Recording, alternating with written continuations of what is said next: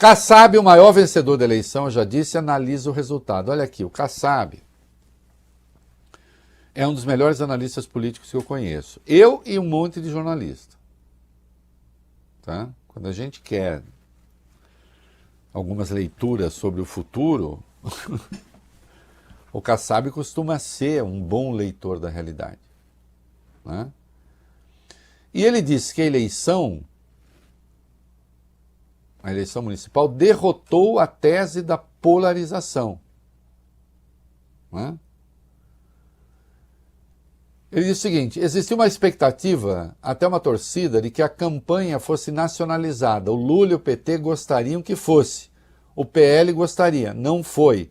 É um sonho que aparece toda eleição e as pessoas quebram a cara. Prevalecer os interesses locais.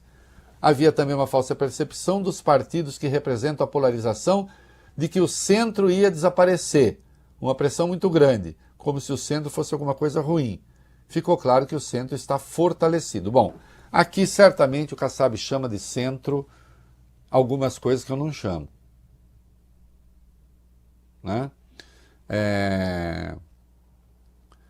Se bem que até que... Não, até que, é que eu acho que o PSD, que é o partido dele, é de centro-direita, não é centro.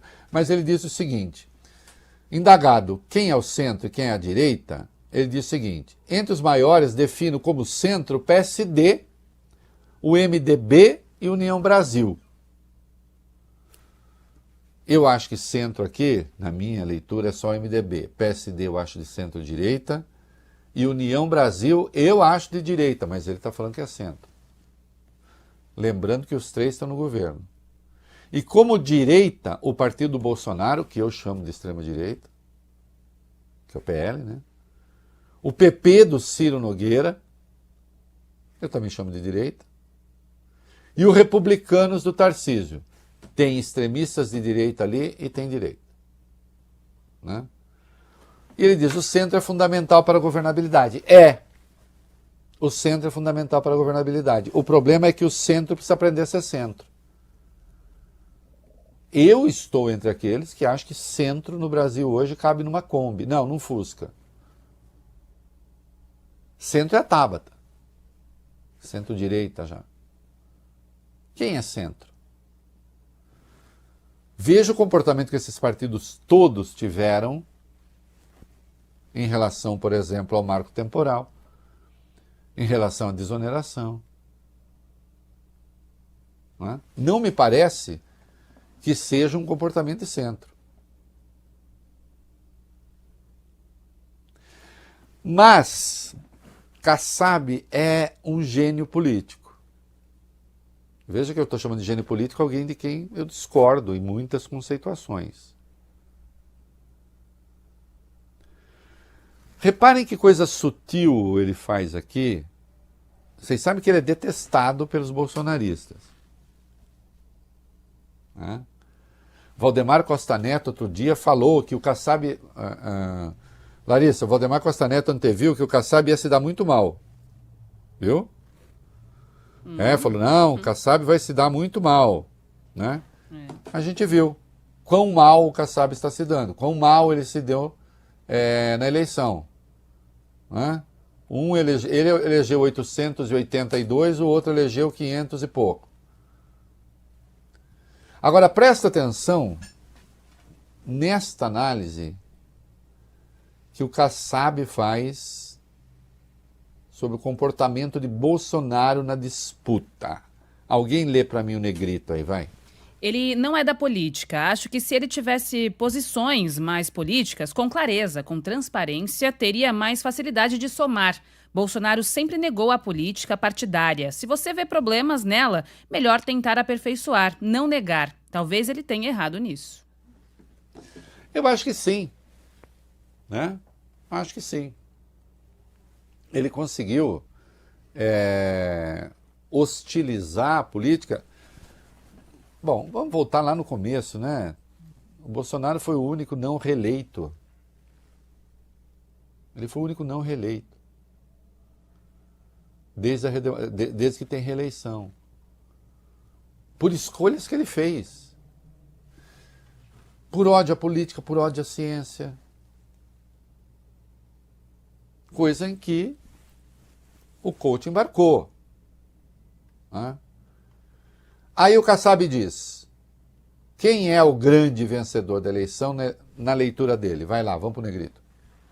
Ele, Tarcísio de Freitas, governador de São Paulo, é o grande vitorioso da eleição porque ele foi o grande apoiador do Nunes. Ele mostrou vocação, sensibilidade. Mais do que o Ricardo Nunes, o grande vencedor da eleição é o governador Tarcísio. Ele falou não quero ganhar a qualquer custo, quero ganhar com aquilo que eu acho que é o melhor para São Paulo. Se perder, paciência. E quanto a ele ser presidente, vamos para 10, Larissa. Será que o Tarcísio deve ser presidente? Qual a leitura que o Kassab tem? A decisão é dele, né? Mas eu entendo, pela idade, pelo trabalho que ele faz em São Paulo, que precisava de circunstâncias muito fortes para ele deixar de ser candidato a governador. É importante para o Estado que ele continue. A minha modesta opinião é que o melhor caminho para ele e para São Paulo é a candidatura dele a governador. É uma tese que ele tem, né? Agora, claro que tudo depende, né? Lula como vai estar em 2026? O grande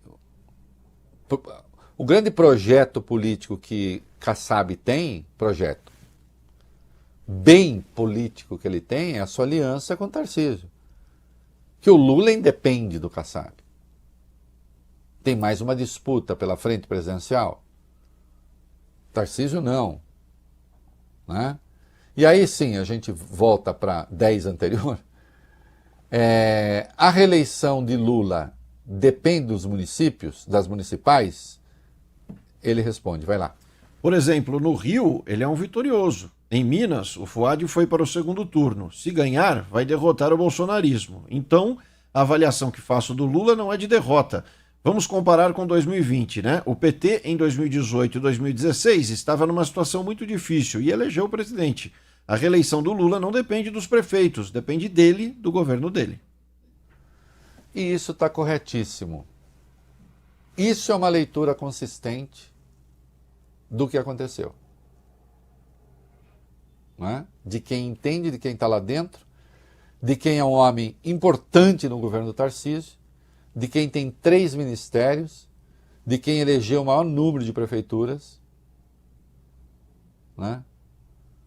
E de quem tem uma base no Congresso bastante grande, né? E que opera política 100% do tempo. Embora eu tenha discordâncias aqui sobre conceituação, né? Embora eu acredite que o Nunes vá fazer uma campanha que não será de centro, que não será de direita. Tudo indica que será de extrema direita. Né? Mas a leitura faz todo sentido. Né?